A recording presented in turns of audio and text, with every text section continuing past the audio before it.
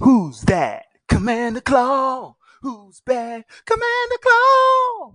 Welcome back to another episode of Breaking Brews, where I bring you 5 EDH cards for commanders most of the time. And guess what? We are in the Tarkir Dragonstorm spoiler season, day 2, and I got 5 cards for Felothar the Steadfast. If you take a look at the artwork, is he riding on a giant mole? That looks like a mole. A mole-ish type of creature with scales. I don't even know what type of creature that could be in that world, but I think it's pretty cool. I like the art. I like the vibe. I like the energy that he's bringing. He's on like a chariot on a throne, and I don't even know the story yet. But besides the trailer, I did watch the trailer, but I don't know Felothar's story yet. But he seems pretty cool. I like the colors. I never built an Abzhan deck.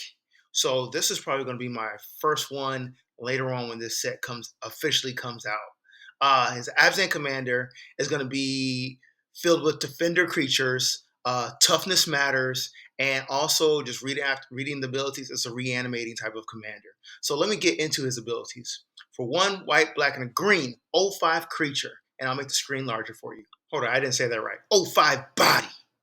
Legendary creature, human warrior. Each creature you control assigns combat damage equal to its toughness rather than its power. Now look, when you go on Scryfall EDH Rec, there's a bunch of creatures that do this. Okay? There's a bunch of creatures that do this. Just don't think your commander is the only one. His next ability says, creatures you control can attack as though they didn't have defender.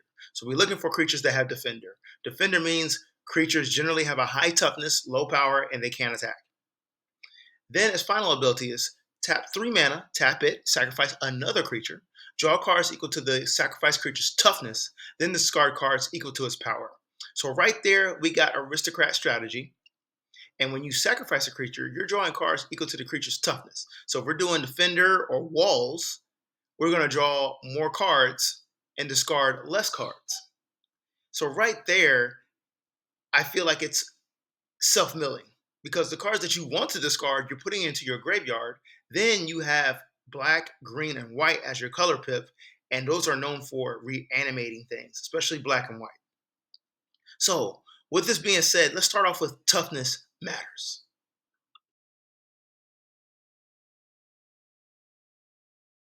Now, while you're building this, obviously your creature is going to have high toughness, and you're going to need to be able to draw cards. Then, white, black, and green has a host of big, powerful creatures that you want to put on the battlefield. Let's play Last March of the Ents. For a total of 8 mana, 6 and 2 green, this spell can't be countered. It's a sorcery, and it says draw cards equal to the greatest toughness among creatures you control, then put any number of creature cards from your hand onto the battlefield. So, if you got an 0/8 wall, you're going to draw 8 cards. That's really efficient. 8 cards, and you get to put any number of creature cards from your hand onto the battlefield, even if they were already previously in your hand. Pretty good. In the middle, we got Ikra Shadiki, the Usurper, for 3 black, green, 3/7 body. Naga Wizard, I'm not gonna lie to you, it's so different saying the toughness stronger than the power. It really is. It really is. Anyways, Ikra Shadiki has Menace, a 3/7 with Menace. Then it says whenever a creature you control deals combat damage to a player, you gain life equal to that creature's toughness. So remember, your creatures with Defender can attack when our Abzhan commander, Felothar, is on the battlefield. Okay, so you're going to gain life whenever you deal combat damage with a creature. Wow. Wow. Wow. So with Ikra, you can possibly gain 7 life. And it has Menace. That is gross. So on the left-hand side, we got Ailey, Eternal Pilgrim. I gotta look to my right because I have it on my phone while I'm recording because my image is blocking the picture of Ailey. Anyway, she has Death Touch, 2/3 body, Orzhov Commander. Tap 1 mana, sacrifice another creature. You gain life equals to the sacrifice creature's toughness. So Abzhan, you're gonna just be able to gain life in different ways. That's what it encourages: defense and gain life, right? But also Aristocrat strategy, where you're sacrificing creatures, and you can do that easily, and you're gonna have more than enough creatures with the color pip of green. She goes back to, for 1 white and a black, sacrifice another creature, exile target non-land permanent. Activate only if you have at least 10 life more than your starting life total. So, with the Ikra Shadiki right here in the middle, other ways to gain life, and Ayla Eternal Pilgrim, you can be at 50 life, which is 10 more than the starting point life total of 40. And if you're able to exile permanents for 3 mana, exile non-land permanents, that's players' Ristic Studies, that's players' Teferi's Ageless Pilgrim, that's players' Commanders, other enchantments, Planeswalkers, powerful artifacts. Like, come on, that's super powerful. She belongs in the Abzhan deck because you need the large amount of just permanents. Just permanents. Just permanents. That's it. Here we go. Moving on to 2 more cards that have defender or walls. So right here, we're gonna highlight creatures that have defender for 2 mana, colorless and a black, 3/3 body, 5 Rexian, defender. Tap 2 and a black. Each opponent loses X life, where X is the number of creatures with defender you control. Cool. So you got 4 defenders, you can tap 3 mana, and your opponents lose 4 life just on command. Pretty good card to have around just sitting. Next up, we got Amarithine Wall for 4 mana. It's a 0/6 artifact creature, wall defender. Tap 2, it becomes indestructible. Just becomes indestructible. What I do want to talk about is Felothar the Steadfast last ability. You tap 3 mana and you sacrifice another creature. So look, if you look at its toughness for the Amarithine Wall is 6. You'll be drawing 6 cards. Then you'll be discarding 0 cards. So for 3 mana, you draw 6 cards. That's an extremely great rate. And don't forget, when players attack you, you can block, then use the sacrifice ability. So you already signed the blocker, then sacrifice it. So it's like a 2-for-1 situation. It's crazy. Yeah, great card. Next up is Value Engines, and I want to exploit the ability once again. And I got some cool stuff for you.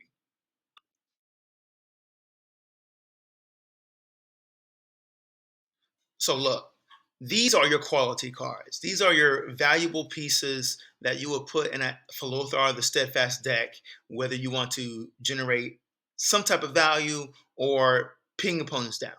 We got to talk about Bone Miser here on the left. For 5 mana, 4/4 zombie wizard. Whenever you discard a creature card, create a 2/2 black zombie creature token. Whenever you discard a land card, add 2 black mana. Whenever you discard a non-creature, non-land card, draw a card. So essentially, when you have Felothar the Steadfast, you use this last ability, sacrifice that Amarithine Wall, which has 0 power, 6 toughness. Whatever combination of cards you discard, you're getting these triggers.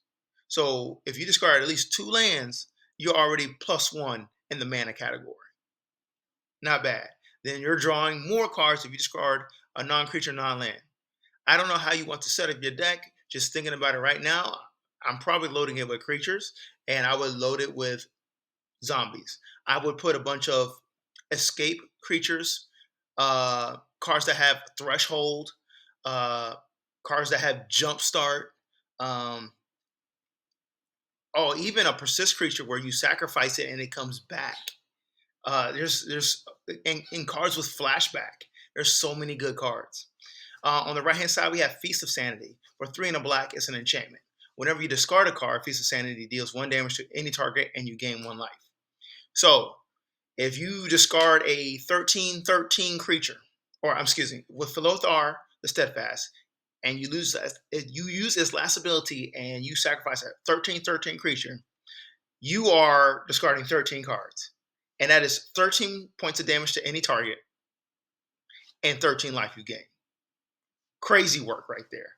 He has options to eliminate players. Really good card. Now, back to 2 cards I want to show you that can be interesting.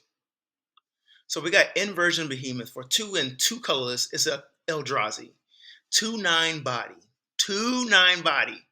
It says, at the beginning of combat on your turn, switch the power and toughness of each of any number of target creatures until end of turn. Hopefully you see where I'm going with this. Let me read it to you again. At the beginning of combat on your turn, switch the power and toughness of each of any number of target creatures until end of turn. This card is disgusting. So let's talk about our side. Okay, first our side, and we have Felothar the Steadfast, which is our commander, on the battlefield with it. We can take the Inversion Behemoth and make him have 9 power and 2 toughness. Then we sacrifice him with Felothar, and guess what? We're drawing 2 cards, but we're discarding 9 cards.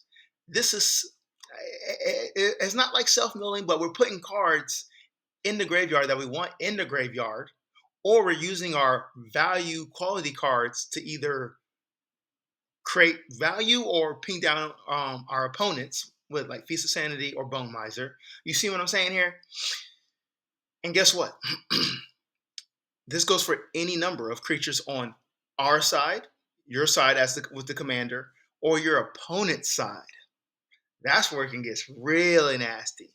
So if opponents are playing with walls themselves, or a creature with power and toughness that's just a little bit different, you can manipulate that. I'm trying to think of a creature off the top of my head that is just it's a super awkward power and toughness. I can't think of anything right now, but if you think of a creature, put it in the comment section below. Next up, we got Freelance Muscle. For 5 mana, 4 and a green, 4/4 body. Rhino Warrior. Whenever Freelance Muscle attacks or blocks, it gets +X until end of turn, where X is the greatest power and toughness among other creatures you control. So whenever you attack or block, your creatures probably with defender are like 0/6s, 2/7s, whatever. Their toughness is definitely going to be the high mark. And the efficiency rate and power, the efficiency rate for that is definitely better for you. So you see right here, this guy could be a 13/13 if you have a creature that's a 9/9 or a 0/9. You know what I mean? All right, cool. That I'm really excited for this Abzhan commander. I probably should build a deck with it. I'm addicted to building decks. To be honest with you, I just don't have enough time to make deck text for y'all. But if y'all put in the comment sections that y'all want a deck tech and I got enough, I'll budge. I'll put in the time, I promise. Moving on to cards you probably missed.